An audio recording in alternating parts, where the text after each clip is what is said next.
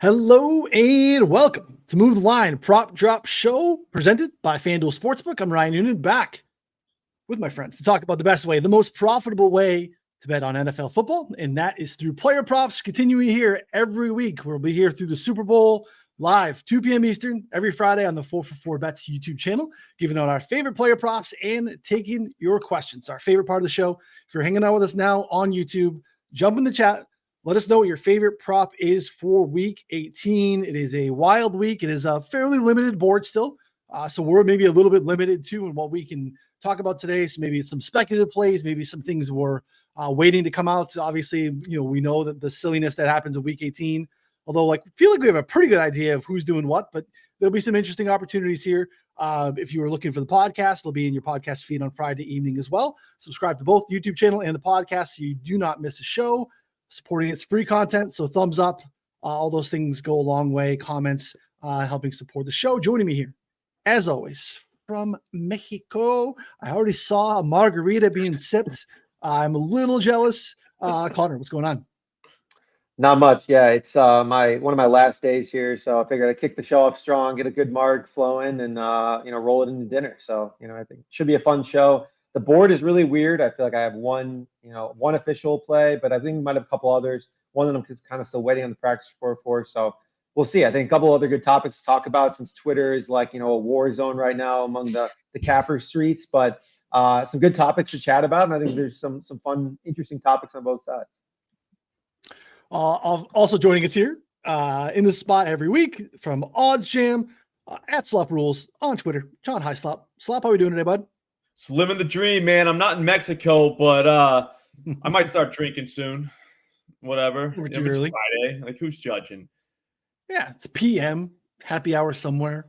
Mm-hmm. Yeah, it's I did a spot on it was in You Better You Bet with our friends over there, Nick and Ken, the other day, and they could not believe that Connor had the audacity to take a 2-week vacation. Connor, did you do your spot? Did you do your week? No, I canceled 2 weeks. Yeah, 2 weeks in a row. I was like, hey guys, I'm already kind of in hot water here because I'm working while on vacation, basically the entire time. And so I was like, taking more radio spots is not something that is going to happen here. So give me a 2-week break and I'll be back in the playoffs. Stunned that you had I went to bat for you a little bit. I gave you crap. I did, joked with you. I want to be calling around when I grow up. I'm like, hey, look, we had a show on Wednesday. We got a show on Friday. He'll be there. He's putting in the work a little bit. So I didn't realize I was throwing you under the bus that, you bailed on them, but you're still doing your 4for4 work. But company man knows where his bread's buttered. I appreciate it. But we love Nick and Ken and You Better You Bet team and great stuff that they do over there. So want to remind folks too, there are 2 episodes of Move the Line each week. Just talked about Connor did his first episode already. Game previews on Wednesdays. We'll continue those as well through the Super Bowl. Connor, myself, Sharp Clark, 3 p.m., same YouTube channel, same podcast feed. If you want the official place, I think this is a really important week. I think we're going to have some stuff that populates maybe live, maybe more live betting opportunities based on what's going on. You want to be in our Discord. To get in the Discord, you need to have a betting subscription. Betting subscription typically a lot more money than it is right now because we only have a few weeks left. But again, it's going to get you everything that we do on the site. We're still betting MMA and NBA and MMA as well. So $19.99 to take you through the end of February. Really, really cheap just to get a sense of what we do, how the Discord operates, all those things. If you're considering us for next year, check that out in the show notes. You can go over to 4for4.com/plans and check it out. So, Carter, do you want to touch on some of the, you talked about the Twitter capper stuff. I mean, it is it's a light board. We might not have all the stuff too. So your questions are going to be important today too, people. So jump in chat, let us know. There's been a lot of fake tickets, fake lines, no price. We've had what else do we have? Obviously we had you put your nose out there a little bit in terms of the incentive tweets and stuff going on this week. It's been kind of a wild week in the Twitter streets. Yeah, it's been a long week. It has been. And I was one of my New Year's things where I was like, you know what, I need to start just being a little bit more out there with some of these people because there's a lot of crap going on Twitter. And hey, maybe it's not good for the kumbaya, circle hand holding, circle singing, that the fantasy community likes to do, but the gambling streets, I mean, it's the wild, wild west out there, and there's a lot of bullshit being spread out there. So we first off, let's recap the week. We had Sal Vitri posting incentive bets without a price, without any props, without anything available. I mean, it's literally useless information. I mean, his only goal is for engagement farming, which, hey, to each his own. Certainly not my goal. I enjoy money more than likes and impressions, but he also has a Patreon. Whoa. I think so. Hold on. I think your point in pushing back on the Sal stuff from an engagement farming standpoint holds more water because you yourself, sir, are very much sometimes elbow deep in the engagement farming. So you're not like poo-pooing the engagement farming. It's something you actively participate in, 100%. but you're also trying to protect your people and casuals out there too, because those are the people that are going to get railroaded by consider this line, consider this, like without any prices or without any actual lines, right? So again, I don't want to step on your toes. I think it makes your point stronger because you yourself are the king of engagement farming. Yeah, I mean, I'm firmly in the fields farming, plenty, getting my hands dirty. Like, but there's always a point to it. There's things that people can bet or ways that people can use this information. You're tweeting it out on a Monday at like, 10 a.m. Like, no one's gonna be able to use that shit by the time it kicks off it. But whatever. Okay, so that was one thing. I got some backlash there. I just am surprised how many people, love Sal Vitri. I guess I just didn't know. I guess he has 160,000 followers, but whatever. I just didn't think the information was all that useful regardless. And then we had a guy, Bo Knows, tweeting out a ticket that, he does this like Photoshop thing where he like puts in his like logo or signature or something so that no one copies his slip. And then one of the bets he claims was a bonus bet that was like, I think it was 2,000 to win 10,000, but didn't include the stake. And then the other one did include the stake in the payout. And so everyone was like, this is fake. The math's not mathing. I think that it could be real. And I know that's a little bit of a hot take here. I think Slop agrees with me. I think that the slip was real because 100% real. Okay, so there you go. Yeah. I mean, I think he would have maybe backed off or said something else by now if it wasn't real. He's doubling down, tripling down, whatever. But based on everything I know, that is like a legit thing. Bonus bets don't include the stake back. So the math, while it doesn't make sense at the top, I think it actually does make sense.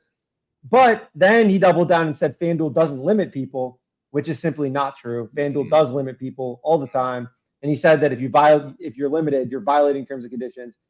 Also, simply not true. I just posted a picture on Twitter if you want to go check it out of two bets that I just found like in 2 minutes on my phone trying to bet $100 on. I couldn't bet $100 on either. So, anyways, Slop, I'm curious your take though on the fakes, the fake slip to get 2024 started here because I thought it was fake to start, but then I dug in a little bit more. I don't think it's fake. At least that's what I'm at. Let me go with the Sal Vitri first. I'm all for engagement farming. I love seeing those because I see all these dudes get so fired up. Because when they're reading, I'm reading, I'm like, all right, so Pittman only needs 46 catches to break the single season record. You know what I mean? But you know what I'm saying? So I love reading those just because I know how it's going to get everybody riled up. Like, let's stir the pot. You know what I mean? It's early in the week. Who's got shit going on anyways? You know what I mean? Let's just I love it. He went out way before. Like, I mean, we're talking days before we're going to see any lines and any of this stuff's useful. He's out there. So hats off to you, Sal. You got Connor fired up. You got pretty much everybody fired up. There was another guy on Twitter, Pizzola. He was like going in on the guy too. I was like, Jesus Christ. So, Pizzola's thread was fantastic. And I thought it was really important because it is irresponsible. Yeah. But honestly, man, I just love the fact that you got two dudes in the space going at you. Probably more. I tried to look at all of them up, but man, you were getting nailed from every angle. So hats off to him for that. That was awesome. And then the bow thing, I'm a big, I want a villain in the space. Like, I just think it's more fun when there's just a guy that, is unhinged and could go at anybody at any point. That's fun to me. So nice work on that, Bo. You are definitely the villain. So villain Bo is the best Bo there is, by the way, just so that you know. Like, that's the best one, best version of him. That ticket, no way that's fake. Dude, those Discord guys do that all the time. They have like a graphics guy come in and fix up the faking of the numbers, not part of that. You know what I mean? That was like, those things are meant to make the graphic look good. Does that make sense? They took the bonus bet out. Whatever. The guy's got 1 million of those tickets, dude. Like, if you go through his time, he's got 1 million of them. They're in his, I don't know. That's just not his game. Like, that's not, he's trying a different angle at stuff. Like, the fake in the ticket just doesn't make sense. Like, I don't think that's fake at all. Yeah. We also have an update here so I tweeted this out about the limits. Andrew Long, this guy who follows me, this is hilarious. He's a FanDuel sportsbook supervisor in Maryland. Like he literally is a sportsbook supervisor. He responded. He said, "I can attest that he is wrong." So there you have it, Bo. We know you're not listening, but whatever. If somehow this gets back to you, you're wrong. Bo's always listening. Bo knows, dude. I don't know. I've known Bo for a while now. Look, man, he is an elite troller. Elite. It doesn't get a lot better. And I say keep it up, bro. Just keep going. Just do something. Do whatever you do. I'm watching. I'm laughing. I think it's very, very funny when the entire community is in an uproar over some nonsense that Bo did. I think it's funny. Yeah, it didn't take me long to go and look and see the tweet that he responded with like the bonus bet removed from it, as you said, like an edited thing that they do for graphics. So I don't, this is not uncommon for Connor and I, where like he'll share this person that like, and I'll look and I'll click on him, like this person has a massive following. How have I never stumbled upon it? I stay very sometimes isolated, like I'm just like doing my work. It's sometimes the circles aren't great. I'm not in like the Twitter gambling sphere as much, even though like this is what we do. Like I'm betting on stuff, I'm researching, but I'm not in the streets in the engagement farming as much as you guys. But I think Nick's comment here in the chat too is pretty spot on. Like the gatekeeping on like it is just wild. Like the people who just like choose to be in charge of like what's okay and what's not okay, and like this is an okay bet, or it's insane to me. Like that's part of why I love Slop, has it been so refreshing for us to have on the show this year, where it's just like, look, here's I'm a $100 unit better. I don't care about this. I don't care about that. There's no phony. There's no nothing. It's just like bet whatever you want to do. You want to lay some juice, lay some juice. Like it's to have some fun. It's to win some money. Let's not pretend that we're anything that we're not. And like you're not a professional. Like it just is wild. If you're like a professional, this is what I do. Chances are you're not giving away that much of an edge. You're probably not just like mindlessly scrolling through Twitter as well. You probably don't have time for that because you probably have to be grinding and doing a ton of stuff. It's just wild what people pick and choose what they want to like cape up for. And yeah, it's insane. I love it though. I cannot get enough. Every time I saw the Sal post and I saw it immediately that I think in the morning, like I saw it very early for the first time. It was like, this is perfect. Like this is so good because man, this is gonna piss off literally everybody. I can tell you. And dude, it was already happening. Like once you click on the quotes, you're like, yep, there it is. Like everybody's quoting them. It was great. And then Bo yesterday, that was out of nowhere. That was out of, like I said, not even his doing. Like normally he's the one causing the problem. Like he's actively going after somebody like Caruso or literally every other Discord person there is. Like usually he's doing it. Yesterday it wasn't even him. It was just somebody spotted that ticket and just like the entire like world felt like, just was on him. It was, I don't know, fun to watch. He'll fight out of it though. Like he's good. Paulson's in the chat, so we got to give him some plays. I assume he either has to get back to a vacation or back to watching a Jordan Love highlight video. Probably one of the same thing. I think those are probably the two things that probably go together. Is probably watches Jordan Love highlights on one of his 12 annual vacations, which should start soon. Your 18 weeks of work are basically over, buddy. So let's get you some props. You can pay for these, and we'll go from there. Connor, floor is yours. Week 18. Let's get Paulson some money. Yeah, Paulson speaks. We got to deliver. All right, so my first one here. This is gonna be a really disappointing week for Slop because I don't have a whole lot, but we're gonna go with an under. So Jonathan Taylor, I'm going under 72.5 rushing yards. Taylor's seen all the work rate lately, but we have Zach Moss full in practice, going to play this week, and he's facing off against the Texans here, who I think are going to have a lot of success passing the ball, who are going to push the game, I think.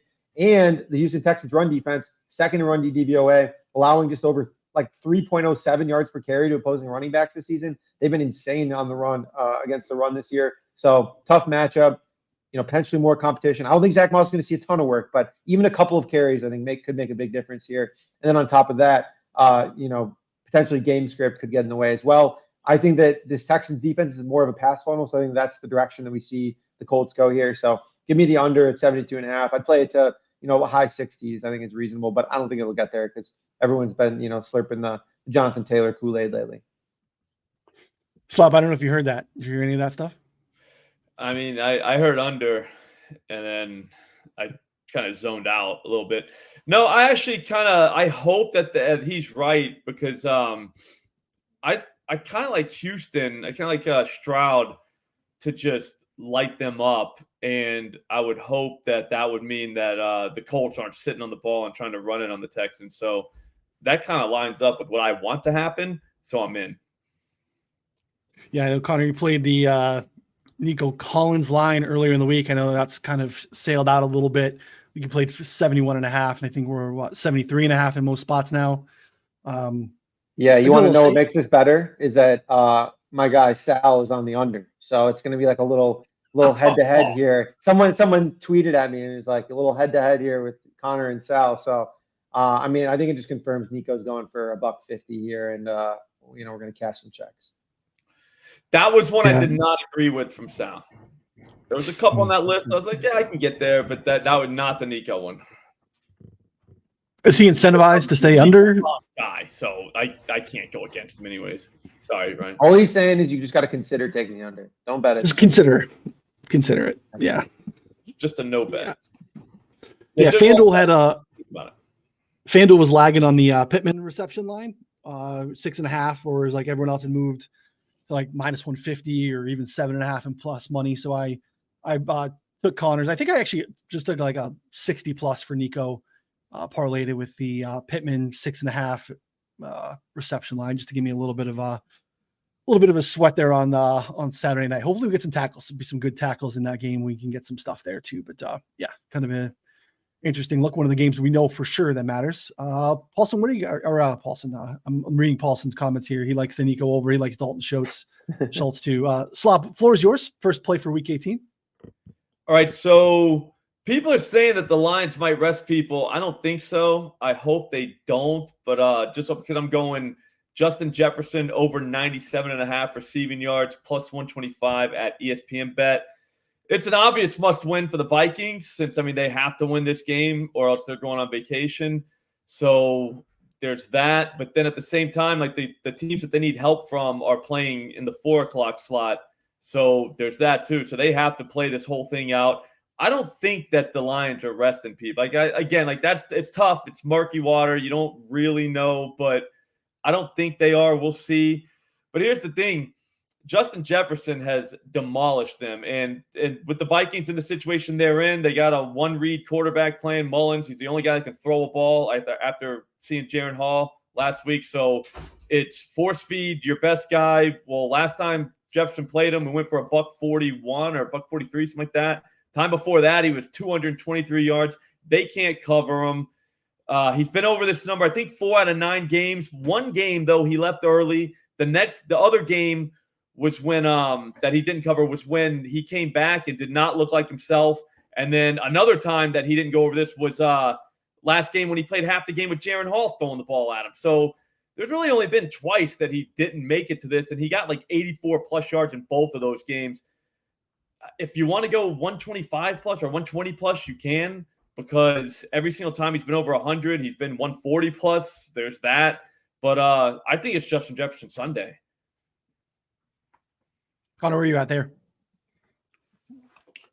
Yeah, it's interesting. I know like high overs are not really my jam, but I do think that it makes a lot of sense. I mean, I already took Nico over, so it's like already kind of in that like the highest bucket that I would consider. Yeah, I mean, I think Justin Jefferson could eat here. I don't know. Have you seen any Mullins props? Like any thoughts about Mullins? Because like I got his 275. That was my next move. Okay. 275 plus. Yeah, no worries. I'm stealing that, Connor. No, but plus 110. That's at DraftKings. Look, if the Lions don't rest anybody, they're gonna score all over Minnesota. Like they're a machine right now. So if that happens, then Minnesota's gonna be throwing on them just out of game script. Here's the thing, though. Even if the Lions don't, I don't think Minnesota can run on them. Like I think they ran the ball for like 16 yards on 10 carries last time. I don't think that their line just learned how to block in the last couple of weeks. So there's that. And Mullins threw for 411 against them. I mean, he did throw 4 picks. 2 of them might not have been his fault. 2 of them are definitely him. But still, he went 411. I mean, that's He's a slinger. That's what he does. I mean, I think he started in 2 games. He's gone 300 in both of them. I just want 275. I'm not even greedy. Like, if you want to go 300 plus 325 plus 400 for that, that's not ridiculous, especially in an environment that they're in where they have to win. They cannot run the ball. They know they can't run. Like, they're not stupid. You can throw all over Detroit. Everybody does it every week. Somebody just said in the comments they're a pass funnel. That's correct, because they're good against the run. I don't know. What am I missing? 275 at plus 110 DraftKings. It's not crazy. No, I don't hate it at all. I really do. I think that there's enough there. I think that we've seen actually some decent performances from Mullins. It's been okay. We know Detroit is not any shock. We're going to have Dan Campbell going all out to win a football game, regardless of what the outcome is or what the benefits are from them. Like, they are going to be competing. Minnesota has, again, just a very, very, very small outside shot here of competing here as well in terms of playoff, which is, again, not happening. But I think that they go out too. So great spot. Yeah, no, it's not happening, but great spot. So it's more of a they have to do it, right? You know what I mean? Like, they're not for sure. making the playoffs, but like you can't just show up. Like, the other games at 4. Like, you can't just show up and be like, yeah, we're not making it. Like, dude, you have 1,000%. So. Yeah. 1,000%. Yeah, it's also worth noting too. Detroit, one of their run stoppers, what is it, Ellen McNeil or whatever, is for sure playing as well. He's kind of been like in and out over the last month or so, but I think he's a difference maker too. So it just furthers this Vikings running game outside of their game against, I believe it was Cincinnati, where Ty Chandler was just going nuts, has been like absolute garbage. Doesn't matter who they put back there. I mean, they just haven't been able to run the ball, and Mullins has been able to throw it really well. So I mean, barring Minnesota going up and just like getting way up. Which I really seems far-fetched. I think that we're going to see probably a lot of pass attempts here. So maybe some Mullins alts for me too. I don't know. Maybe I'll throw it in my round robin of the week. Something like that could be fun. I have some others too for some round robin stuff, but it's like, we have like very few props. So, it's kind of tough to really dig into what they'll actually be. Yeah. Speculative. So, Jeff's firing some kicker stuff in the chat, which we love to see. We'll share some of those here. Nothing like week 18 kicker props. Get the juices flowing. I don't even know who Greg Joseph kicks for. I think he's the Vikings guy. Isn't he? He might be. Or is that Linval right. Joseph, who's not a kicker? Linval Joseph is not a kicker. They got a Joseph playing for them. They do. They do. This is it. Slop. He spends one week in the Bible. Look at that. Of course he does. Busy making kicker projections. Paulson spends 1 week in the Bible, and he's all about, he knows all the Josephs. He's got all of his, so he can tell you where they're all from. A lot of Josephs out there. All right. First one for me. Joke, I'll save that. I'm going to go Justin Fields over on rushing yards. You can get over 51.5 on FanDuel. If you have Fanatics, mind a little juice, shorter number, 50.5 minus 120. This is 53.5 at the rest of the domestics, DK, Caesars, MGM. If you have Prop Builder, 52.5, so you're in the middle there. So FanDuel pretty, people can get it if you're not limited. You can get down on FanDuel with the 51.5. We're going to play that one. So if your Fields, if you haven't violated terms of service, like Connor or anything like that, you're probably fine to get down. So, look, last game for Fields. There's no way he doesn't hear all the discussions about what's going on in the offseason. Bears at 101 again. What are they going to do? This is his last shot to make an impression going into the offseason, because he has a shot to keep his biggest rival out of the playoffs. He's going hard here, and he's been running consistently. There's 24% designed rush rate last week. It's pretty much where they've been, like between like 15, 25% every week. 10% scramble rate as well, which is like translating to like 3.5, 4 scrambles per week. He's topped this mark in 4 of the past 6. He topped this against the Packers in week 1, which is poor performance overall from Fields, but like he ran 59 yards in that one. You look on the season, Green Bay has given up 392 rushing yards to the quarterback position. This is the third most in the league. The injury report for Green Bay, linebacker and safety, is not great. I just think this offense can run the football. They've been able to run the football all year, and as the offensive line has kind of come together, Fields is a big piece of that. You can go longest rush, I think, is interesting as well. It's out there, 16.5. I just like the volume play here for Fields. I think he runs successfully, and 51.5 is, I think, a pretty attainable bar. So Slop, any thoughts on Fields running this week? I can't have Green Bay lose. That's all. I just can't. I have these things can happen concurrently. I know. Yeah. I'm with you. As soon as you start talking, I was like, shit, man. Like, all right. So I did like a few futures this year. I've lost every single one of them, not even close. There's two that actually have a chance, and it's the Packers to make the playoffs, and it's the Steelers to make the playoffs. Steelers got to win and then get help from hopefully Miami. So now I'm rooting for Miami on Sunday night. But then the Packers is my one that I got a chance to throw up an engagement farming tweet about what a beast I am with the with the futures, because I hit one out of God knows how many, because you know how it is in the summer. You get bored at the end. Now you're betting all these, and it's like, dude, what am I doing? I have no idea what I'm doing. And they're just sitting in your account, and you stare at them for every single week about what a moron you are. And I need to see one go through the hoop so bad. So with that being said, I hope you win that with me. I cannot root for them at all that day. Like I don't know. But I think you're right on that one. I'm just saying I can't bring myself to even consider like thinking about that. That would suck so bad if he runs for like 200 yards and they just kick the shit out of the Packers. And yeah, it could be bad. Yeah, I want to cheer for your ticket so you can get, that engagement farming, but I don't Steelers in the playoffs. It was nuts. Again, dude, I don't know, man. It was like I was probably hammered, sitting on the back porch watching baseball, thinking, man, I want to bet something on football, but we got weeks to go, so I'm just gonna bet something, and that's what I was doing. I just was firing away, like, yeah, that team's gonna make the playoffs. Yeah, Kenny Pickett, he's the man. He's gonna take a step forward this year. Jordan Love probably gonna win MVP. He's making the playoffs. You know what I mean? Like that's what you do in August, and this is where you end up, week 17. Praying for some random stuff to happen so your bullshit ticket can make it. I have a Packers to make the playoffs tickets. Okay, sure. Cool. So you're with me. Your guys, Nick and Ken. I think it was Nick. He was on them. He was one of the guys that talked me into it. Bastard. Yeah, just blame Nick. Shout out FSM. Yeah, I mean. Yeah, no, we did a future show, me and him, and he's the only one that got anything remotely close to right. Everything I Connor. Wrong across the board. Not even Connor has a nice engagement tweet coming if he can hit his 25K. Yeah, $20 to win 25K. I bet on every single division winner slop, and I have 5 right, and it's still allowed. It's still like up. You have a chance? Yeah, it is a chance. So I need the Jags to win. I need the let's see here. Hold on. I don't even remember. Miami to win, unfortunately. Dallas, Atlanta, and then Carolina to win. So I need Atlanta to win the division. So it's 5 teams, $20 to win 25K. I mean, yeah, see mine, the ones that I did, like those are dead in like week 4. I was like, all right, that was fun. Yeah, no, I think it's interesting here too. Nick added this game could determine whether the Bears bring him back or don't deal him to draft someone.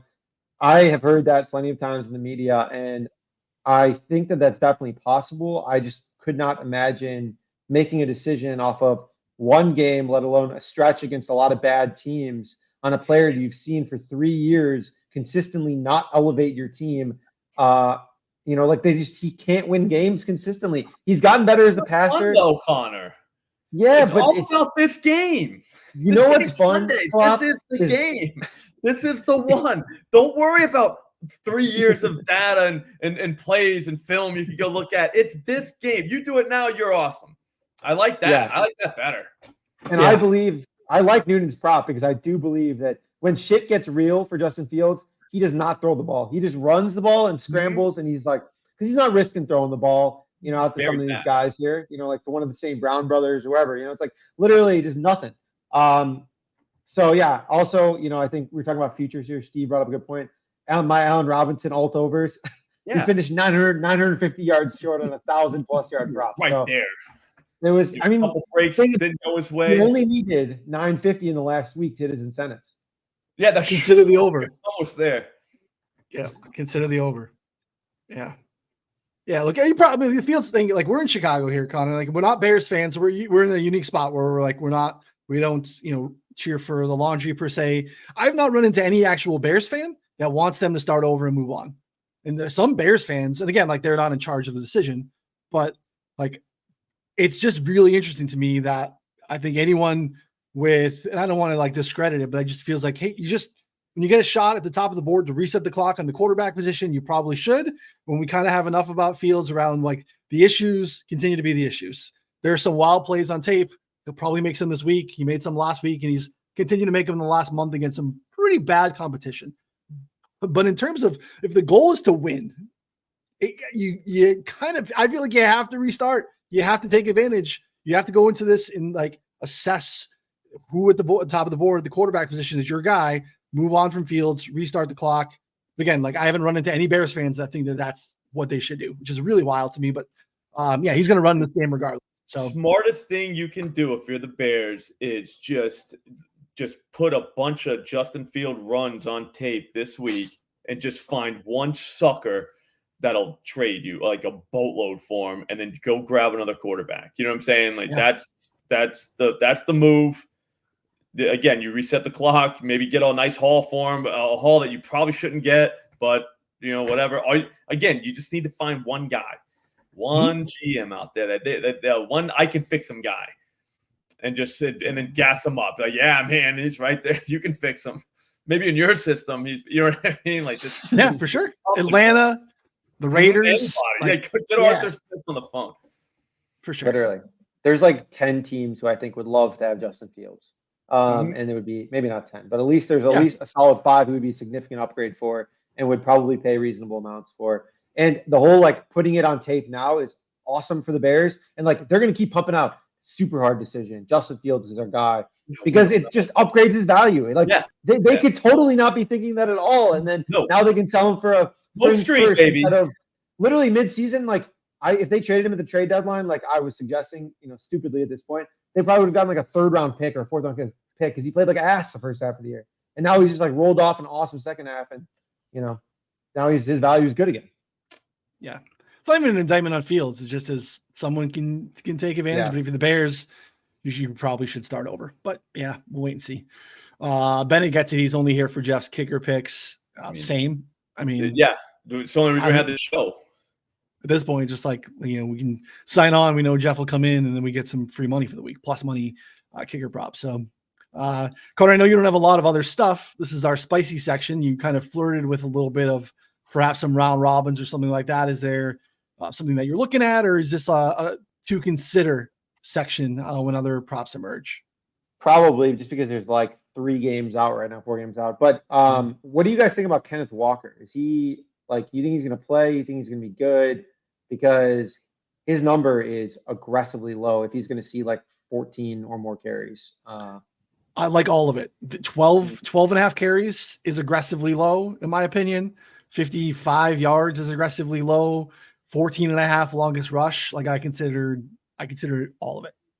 He was limited. So I was just waiting on this. So I didn't want to release it, but he was DNP Wednesday and then limited yesterday. And then we're going to get another practice for it here in probably the next hour or so. If he's full or limited again and trending towards the right direction, I think his alternate play, 110 yards last time. Literally, I think 15 of 16 games, a running back has rushed for more than 55 yards against Arizona, at least one running back. I mean, they're favored. It's a must-win game. I think he plays. I think he goes. I just have a tough time betting it over on a guy where like we get a report and it's like, oh, Kenneth Walker's only going to play, but not really see much work. But I don't know. I feel like he's just going to he's going to get up for this game like he did. He's played the last couple of weeks. So I think it's a lot. All right, so this is a Sal pick. Like I thought about Geno because he gets that bonus for making the playoffs. But the one reason why I can't get there is because you can run on Arizona. And to be honest with you, if you're the Seahawks and this is a must-win game, and you got to make the playoffs, like. There's no way I'd put it in Geno's hands. I would definitely pound the ball at the Cardinals and play defense. And all they got to do is play with a lead, and you're probably going to get anything you bet on Kenneth Walker. So, yeah, I think Walker is the play here instead of the. I think I've seen the Geno thing from the playoffs, and I've also seen DK DK, man, I mean, he can get there, but you might not need him in the second half, and that's gonna suck if you took him. You know, watching them just pound Arizona, just nice run after nice run, that would suck. So that's where I am on Walker. I thought there was pretty good Pete Carroll. Yeah, I've been looking. If you find anything, let me know, because I'm pretty interested in that. Plus maybe some alts. If you find anything, let me know. Another one is Andre Yosivash. Dude, this guy is Yes, it's on my list. a ball. He's a baller. T. Higgins, DNP, doubtful. Gonna play the whole game. I mean, I think this guy's kind of good. He popped off against the Steelers. I mean, popped off. He was like 4 for 36, but he played a bunch. It was like his prop was 8.5 yards. So, yeah, I was about to say his prop was like 7.5. I thought 7.5 that day. So he did pop off. Like, I mean, so we're probably gonna prop in the 20s, something like that is what I would guess. If we're in that range, I mean, God forbid we have teens, I'm probably gonna start being here a little irresponsible here. But I think that an alt over on him would be interesting. But I see here, I've just a couple others. Jamal Williams is gonna play a lot. Derek Carr's passing overs are interesting. I don't know, maybe take some unders on DK Metcalf. Our boy Sal took an over on him, so gotta take an under. No, it's funny. I think you're the man, bro. You're getting a lot of shit. Ever since I've interacted with him, now my feed is just all him. So I gotta gotta get rid of that. This is not producer Sal, former producer Sal. We miss. This is Sal Vitri. This is different. This is different vibes. Yeah, so. and I'm sure he's a good guy. I'm sure all these people are actually good people. And he's good, dude. Nice. I like him. Yeah, he could be fine. It's not relevant. So here's the real quick. Pete Carroll, 2 things. Pete Carroll upset about the running game, saying Kenneth Walker ran really well. His quote was more, just more. We need more. And then he said the next day that Walker is better today with his shoulder than he was a week ago, saying it's a good sign. So this is on the 3rd. So this is 2 days ago. He's good to go. Those are good. Yeah. So 12.5 carries, also really low. They only ran it 10 times. So maybe that's probably his more comments. And there's been, he's kind of taken back over from Charbonnet, who was taking over a larger chunk there for a little bit. And they were sharing. It's been more Kenneth Walker of late. So yeah, I think that's pretty interesting. So. All right, Slop, what do you got for us? Again, limited. We could do spicy, non-spicy. I know you got 3, so you could take one. I got another. We can kick around some defensive stuff. All right, so this one's kind of spicy. I mean, really spicy, like habanero, whatever spicier than that. But Tyrod Taylor, whatever. We all know who we're talking about here. Let's go 300 plus passing yards. And I think it is plus 700, or I'm sorry, 275 plus 700. I didn't see a 300 plus. I would think about one. I mean, look, guys, for one, the Eagles, they don't stop the pass. All right, they don't. Everyone knows that. Guys go 275 on them all the time. Tyrod Taylor just had 319 last week. They got behind. They let him throw. He can kind of cook a little bit. He had another game this season, went 279. It was the Commanders. I get it. But at the same time, the Eagles don't cover anybody either. So there's that. And again, 319 last week. Just all it took was a game script to get there. The Eagles are trying to win, so they're going to come out. But I bet the Giants are not laying down like they're playing. That coach probably has them like that. Tyrod Taylor is, again, one of those guys. He's going to show up. He doesn't get a lot of time in. So, he's going to do his thing if he's in. Again, just saying, I will say that this is kind of crazy. You could turn on the TV Sunday and be like, what the hell did I do? But at the same time, at plus 700 for 275, that is not that out. That should not be plus 700. That just shouldn't. So I'd say let's go that way. I actually, just for transparency's sake, I did 225. I think it was plus 155 at DraftKings earlier. So I have not put this in myself, so I don't want to tell you to do something I haven't done without at least telling you that I haven't done this. But that's my one that I'm actually going to do that at some point. But it's good, I think. Yeah, I like that too. You didn't even have to get to 300, getting close to 2-1. Let me see if I get you 300. But keep going. Sorry.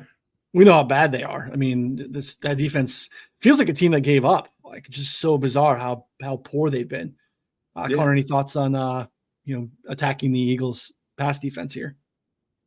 I was debating I was looking at like Waller, Wandale Robinson, a couple of those guys because their numbers are just so low. I mean, we're talking about like 35 yards for Waller. His receptions are interesting to me because he's seen like 5-6 targets last few weeks. I was going to dig more into like his usage versus Bellinger, like you're still seeing some time.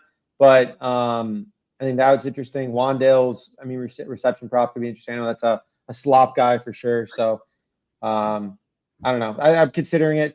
Tyrod to throw over 275 seems super aggressive, but this Eagle secondary has been bad. God damn it. Margaritas, bro. You know what? You screwed Jeff with the chat earlier whenever Connor walked away, right? His delivery. Yeah. No, it was plus 750 right now at DraftKings. I don't see a 300 on him. I'm telling you, I think he can get there. I think the Eagles score on them. I'm dead serious. I think the weather's not that bad Sunday, not in Philly. It's not great, but it's not bad. So it's not going to be, like this snow game or anything like that. And I know you don't really subscribe to the weather, but I don't know. I like give me a decent day. Don't have me in a pouring down rain. I got Tyrod Taylor throw for 275. Like, that sucks. But I mean, dude, it's not that ridiculous. Again, it's plus 750. Like, plus 750 for like the guy just went 319 last week. I mean, I don't know. I can see it. I like it. I really do. And Tyrod's a guy too. And you think of like it's all narrative stuff, and there's a lot of that here. Week 18, we have what we have. Like, Tyrod's a guy that's playing for another deal next year, right? He has limited tape out there in terms of where he is as a player right now. He's not getting a starting gig anywhere, but he wants to be a number 2 somewhere. So, like, put on some nice, put up some numbers, put on some stuff on the tape. Nothing to lose. Nothing to lose. They want to get some of the young guys in there. The Eagles too. You don't think that those guys? I mean, why not? You know what? Like, you're going on vacation. You know it. Why not? Why not beat the Eagles on the way out? That's the way I see it. Like, you got to think that that's the mindset in that locker room. Yeah. No, I like it. Marg's good, Connor. We get Marg delivery. No, it was the cleaning people. So it was I didn't know what to say. So you didn't put the do not disturb. No, I didn't. Yeah, and it says so. There's like you put the English one on, right? They can't read it. Right. There's a bedroom that is right by the pool, and so like literally you just hear kids screaming the entire time, like when you're on there. So I'm like, all right, well, I don't think anyone wants to listen to that the entire show. So I'm in like the kitchen right now. We want to feel like we're in Mexico too. Yeah, I could have done it on the balcony. That'd be nice. Are the margs fresh squeezed? No, this is just resort margs. They're just, I think they make like a batch of, mix, and then, but they douse in tequila. It was like it was my grandpa's birthday the other day, and he was just absolutely hammered off of like 3 or 4 margs and was stumbling to dinner. So, they make them thick. That's all that matters. That's how I roll too, man. Yeah. Get live. All right. Next one for me, I don't have some spicy stuff. Like, I have some other stuff that I like, but we'll kind of run through that. Like, you mentioned a couple. I like the Yossi one. We might get, I don't know if we're going to get Pierre Strong rushing stuff, but I think Pierre Strong is like actually not bad at football. So if we get like a decent amount of Pierre Strong, I think that could be interesting. Maybe that's the same game parlay with Yossi, whatever you want to do. Jeff Driscoll likes to run the football. And has like posted some pretty big rushing outputs when he started. So back in 2019, he made like 3 starts for Detroit. I think he had 50 rushing yards in all 3 of those games.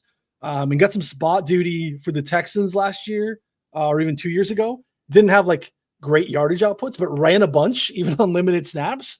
So Jeff Driscoll is like a one read and go kind of guy. And this is a good athlete. Like I think the Red Sox drafted him. So I think he played third base or something like that. Like, gotta be good if the Red Sox drafted him, right? Yep. Yeah, Sox drafted him. He went to Florida. Florida quarterback, right? Gator, giant football, huge dumper. Like what is massive squat when he gets in there? That's it. You can hold Connor's marks on the shelf there in the top of Driscoll's ass. It is just insane how that guy's. I don't know how you run that much with a caboose like that. So good. Yeah, Driscoll after dark. It's I don't know. He's going to run the football. Hopefully we get some Driscoll lines. Another one that's really, really gross. I think that it's almost like going to be Taysom Hill-ish with what's going on in Denver, where we were like, how come this guy's getting so much work? Does he have pictures of Sean Payton or something like that? I think this Jaleel McLaughlin kid is Sean Payton's new toy, and he's like getting more and more work. So if we get like a combined rushing receiving on week 18 for this kid, even if it's like 30, 40 yards, could be pretty interesting. But that last actual play here for you, Trey McBride, official play, over 5.5 receptions. This was plus money a couple hours ago. It's moved a little bit, minus 105, basically everywhere. Caesars at minus 108. I'm not quite sure why we're still here for McBride. Like he should, I think, be at 6.5, or we should be like juiced on the 5.5. He's topped it in 5 of the past 6 games, or 5 straight, 6 of 7 with Kyler under center. Again, last week against Philly, like we saw like we know what the Eagles can do. Cardinals are going all out. They're trying to win football games all season long. We've been waiting for them. Like, hey, they should just tank and improve their draft position. Like they don't care. That's not what they're doing at all. They're competing. 97% route participation last week for McBride. He's going to be playing football in a game. Like they can stop their division rival again from making the playoffs. Like full workload with no receivers really. Like Greg Dortch, Michael Wilson. Like it's McBride here. And this, like safeties, linebackers beat up a little bit here for Seattle. So 5.5 receptions and minus 105 for McBride. I absolutely love. I'm going to play that. You can parlay that with, any of the things that Slop said you need to consider in terms of, Geno. You want to put a little Kenneth Walker in there. Kenneth Walker, 75 plus, and McBride over 5.5 plus 470. Don't hate that at all. Connor, any thoughts on McBride? No, it's a good look. It's what did he have last week? It was like that was like the 6, right? Okay. And then the week before was the one you bet where you had like 6 in the first half, right? Yeah. Yeah, he crushed. Yeah. Yeah, 5.5 seems pretty light. Did you get minus 105? Is that what you really said? Is that or like minus 115? It seems light. I like it. Yep. Slop, any thoughts on McBride? I've always been a big McBride guy. I like all McBrides. Danny McBride, the actor, Kenny Powers, like he was awesome. Trey McBride, I love him. Like I think they get behind. I think you're right. I think they're still competing. I think they throw it. Like I don't know. I think it's just business as usual for them. It's the last game. I mean, for these guys, it's his last game of the season. You know what I mean? Like it's end on a high note. End of the road. Hit Connor's hotel in Mexico right after. Mm-hmm. Bet I like so much I made it twice. All right, what else we yeah, it's good stuff. Hey, one more thing else? Jared Stidham. Anybody? Any takers? Yeah, what do we see in pop here? I haven't seen a number, but I can't imagine that this thing is very high. I just can't. I mean, he was cooking last week. I had him 225 plus. He ended with 224. Very fun, especially on New Year's Eve. That's really fun while you're eating hibachi and you're just watching this bullshit happen. But that was the Chargers' fault. That was not his fault. The Chargers were so bad that the Broncos did not really have to go full Jared Stidham on him. I think the Raiders, they fight for that coach. So I think they play. I mean, I don't think they're great either. And Stidham did play there last year. Went 360 against the 49ers in a Raiders uniform. Just saying that happened. So, dude, 250 plus is probably going to be pretty spicy. Like 300s, I would say, plus 300. But I don't know. I don't know if he's good. That's the thing. Just watching him play, it's like, I mean, he's obviously not great, but like, I think this could happen. Yeah, nothing out there currently. But I don't see anything. Revenge factor. I can get there. Jeff, shut up. He threw for 224 in a game where he didn't even have to throw the ball. He was cooking. That's cooking. That's when you're Jared Stidham, that's cooking. That you just define what cooking is when you're Jared Stidham. Cooking is very relative. So I think just because he didn't kick a field goal doesn't mean you got to shit on his big day. He I feel like he was cooking, but he probably cooked some like frozen chicken nuggets, but he cooked them in the air fryer, so they at least tasted good. Yeah, so it's like he didn't just leave them frozen. Yeah. And he cooked them. Yeah. Right. He didn't microwave them. That would have been the shortcut Nah, here, but at least gave him He a can little only crispiness cook in the the air fryer. ingredients, that he's working with. Whatever Bill Parcells said. That. Oh man. you cannot do that. All right, what do we got? Let's jump in the chat. Connor, your turn. You can slide through here. Let us know what we have. What are people looking at? If you're hanging out with us live, jump in. We'll get any questions, any of your Sidham-like thoughts, things that aren't currently on the board you want to get us to talk through. You can do that here too. Yeah, so our projection guru, Paulson, is pushing back on our Andre Yoshivas. Love here saying that Trenton Irwin was the guy who excelled without T. Higgins. Week 5 went 860. Week 10 went 254. And then week 11, 3 for 36. Week 12, 1 for 25 touchdowns. That doesn't even count as a good game. And so I think that the issue is that Yoshivas' whole thing was like, before, I think it was like 2 weeks ago when he saw his big spike, it was like 76% route run or something like that. They said pregame, like, we're going to get him like way more involved. And he came in and crushed and then, played awesome. And then last week, everyone was healthy. So he barely played. He played like 20% of the routes, but now T. Higgins is probably out. So I think that we're probably going to see both play well. I think it's just whichever one you get a lower line on. So yeah, I kind of throw out the early season stats here of like what happened here, because Yoshivas can play like everywhere, but played on the outside perfectly well as well. So I don't know if it was specifically a Higgins thing being out, or if it was just like, him growing as a player. It was the Chase day, I think. Wasn't Chase out that game? Yeah, I think yeah, he's the Chase guy. I have him in my brain as I hear his name. I think Chase. Is he out? And then now I'm in. If you know what I'm saying, if Chase is in, then I'm out. Like, you know what I'm saying? So for whatever that's worth, yeah, it could be worth. No, that's what Paulson is saying too. He's saying that Irwin is Higgins' replacement, Yoshivas is Chase's replacement. I don't know. I think it could be either. I think it could be he passed him on the depth chart potentially, or we'll see. I don't know. I would rather bet on Yoshivas because I think he's actually like good. Yeah, he's good. Yeah. Whereas Irwin is just, a jag. So yeah, that's the thing. A jag though. Yeah, do you kind of know, right? Like what you have there? Don't you want to see a little bit more of the kid that you don't really know of? Like, give him an opportunity at this point versus like someone that is just a guy, even at his ceiling. Like, you made it to the NFL. We're not disparaging. Right. Trent Irwin. Like, we're talking about like drinking my margarita. Yeah, sucks, bro. Talking ball. Yeah, it just is. You want to see if there's some upside to the kid. You give him a shot. So I don't know that like he's been dubbed a 1-for-1 replacement. So.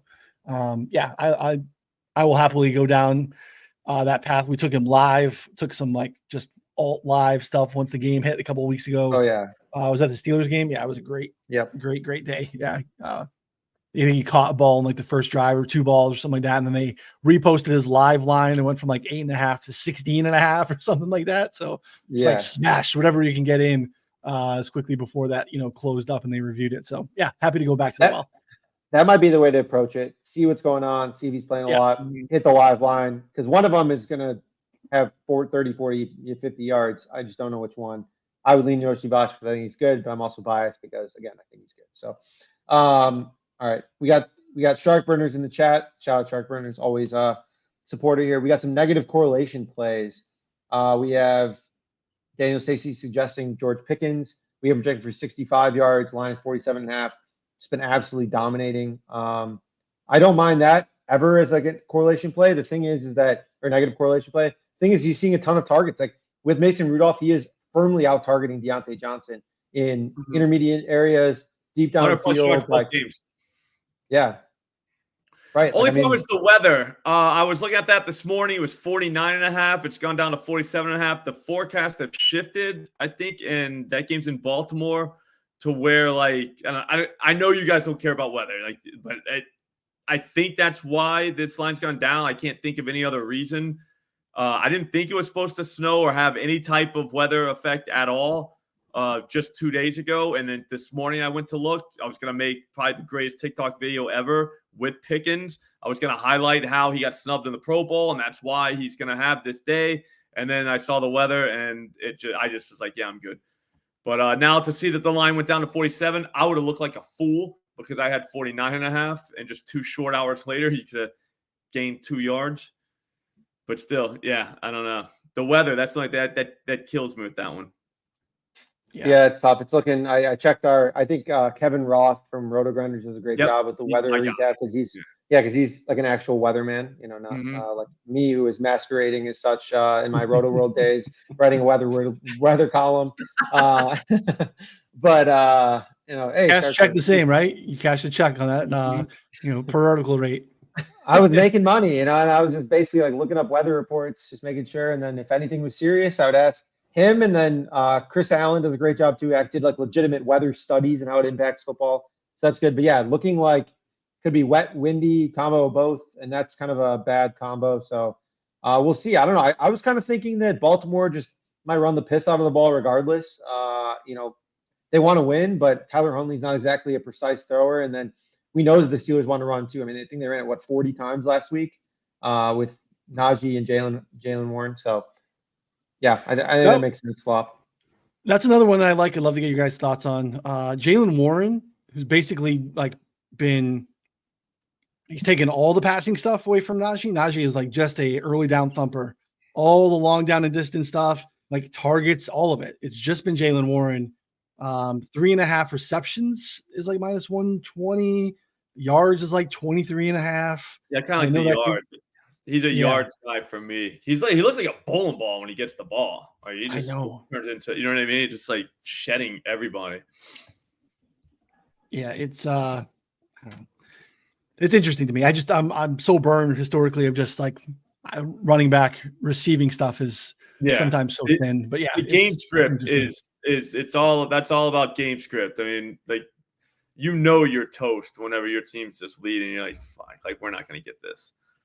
Yeah. All right, I got a good one that I've been thinking about here. So DK for negative correlation plays, DK Metcalf's under on his receptions, which is going to be like 4.5 or 5.5, but over on his yards because he's playing against Arizona.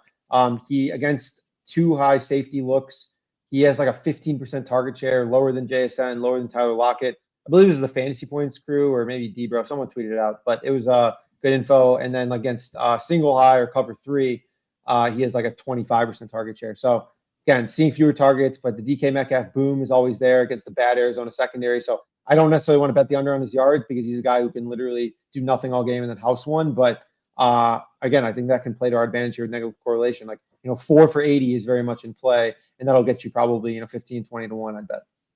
I want to do the same thing. The one I had noted for that section today was Mike Evans. I think he went for like 162 in that first game against Carolina. JC Horn is questionable with a toe injury. I mean, his quarterback's questionable too, but 4 for 80 because his reception line is 4.5. 80 is an receiving yards line. 4 for 80 on DraftKings for Evans pays 12 to 1. So I think that's pretty viable too. Love it. Yeah, I've been backing unders against the Panthers in passing game for a long time, and I don't think I can do it this week, unfortunately. It's just not. Mayfield and the Bucs just have way too much to play for, just to run the clock out, I think. So we'll see. Yeah.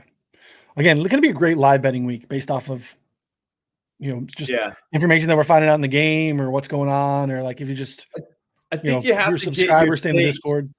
You get your takes in, you know what I mean, and get your like flow chart of if and when, all that, and then just sit in front of the TV and just wait for stuff to happen that you want. You know what I mean? Like that's the only way to do it. Like you can't. I don't think you're going to put this on paper or something because there's no way you're going to be able to keep all this straight. Yeah. Not me at least. It's too much.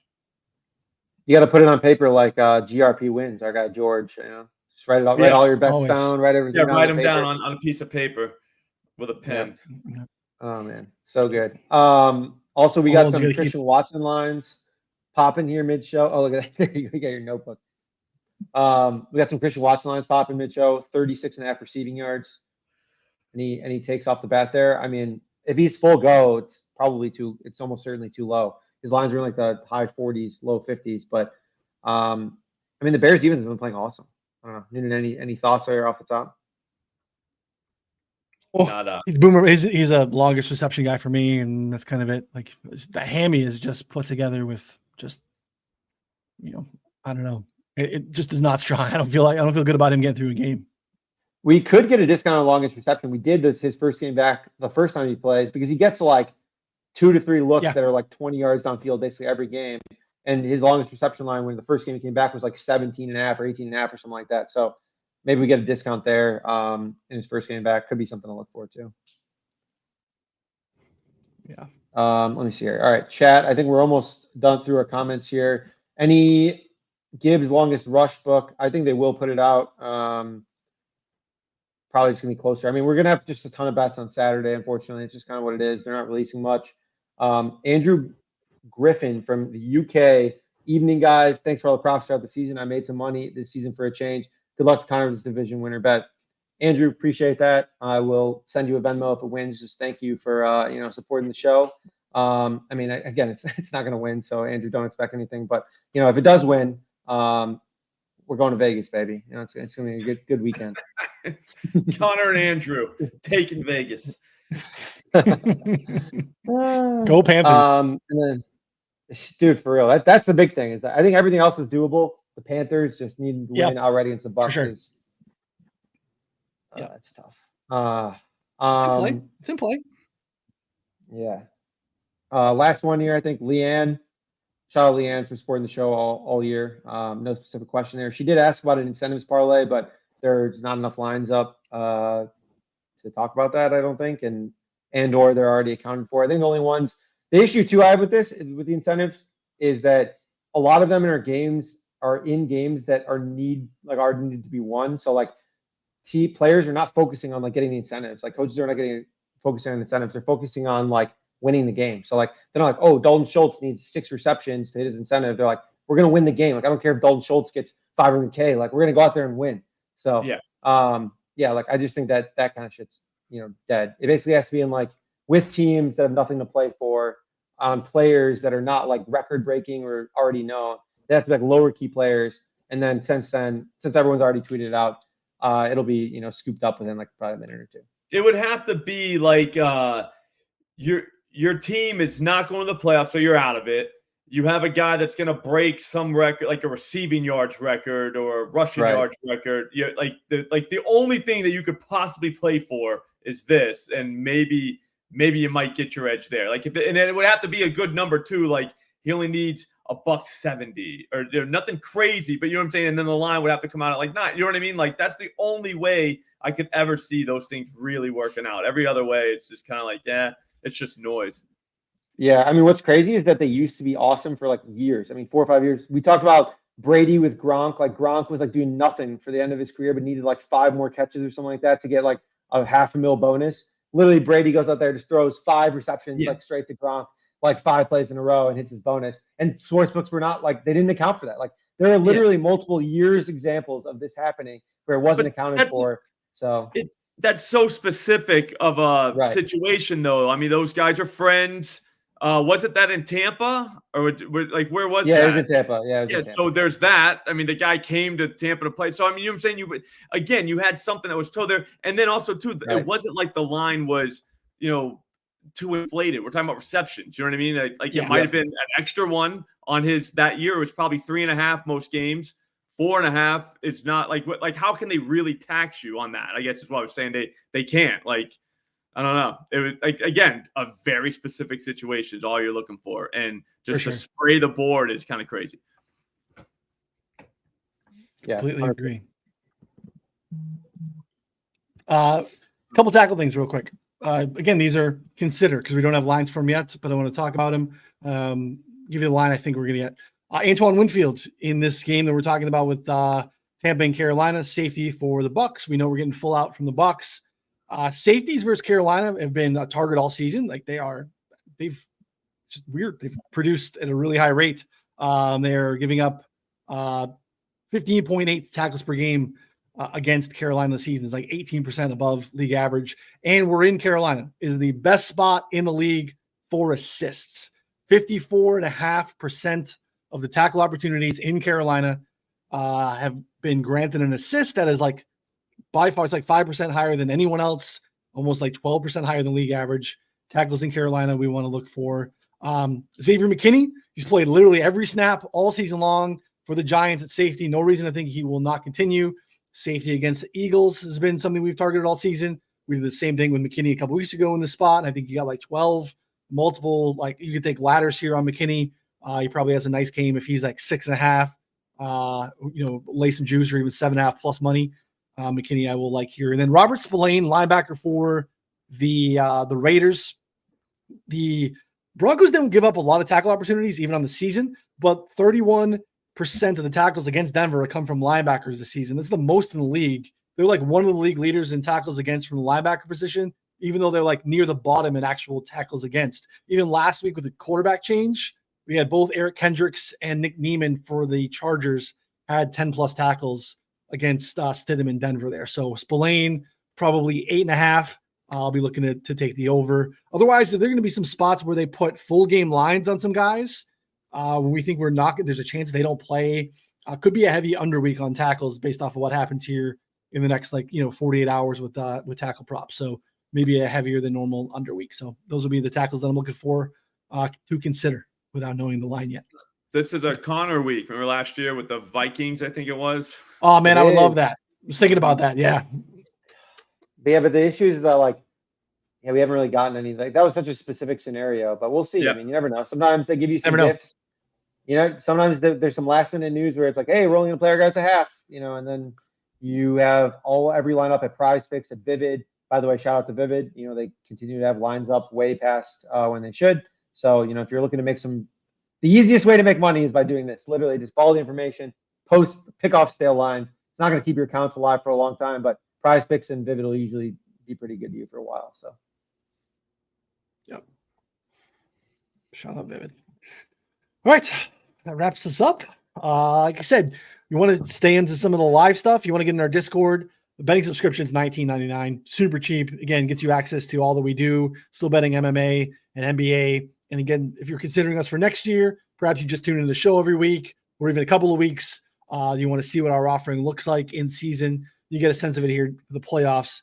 Come hang out with us for a really, really low $19.99 to check us out. So 444.com/plans. No promo code needed. It's already discounted on the site. So, and then you can also get a nice little taste of what's going on at Odds Jam Slop if you want to tell people about that before we go. Greatest pricing tools in sports betting, period. Odds Jam. Go there. Use promo code SLOP. 2 weeks for free. Get rich. Love it. Probably. Connor, enjoy your margs. Enjoy dinner. All that comes with that. Slop and I will just, hold down the fort here stateside. Are you back in the States next week or are you going to be are you still in Mexico? No, I mean, I can't. Legally, I can't be in Mexico any longer. I'm coming back on Sunday. So unfortunately, we'll be back in the cold and we'll be back at it, back in my normal dungeon. It's not too bad here. Not too bad here. So appreciate you guys hanging out with us. Hit the thumbs up and subscribe before you take off. For Connor and Slop, I'm Ryan. We'll see y'all next week. Thanks, everybody.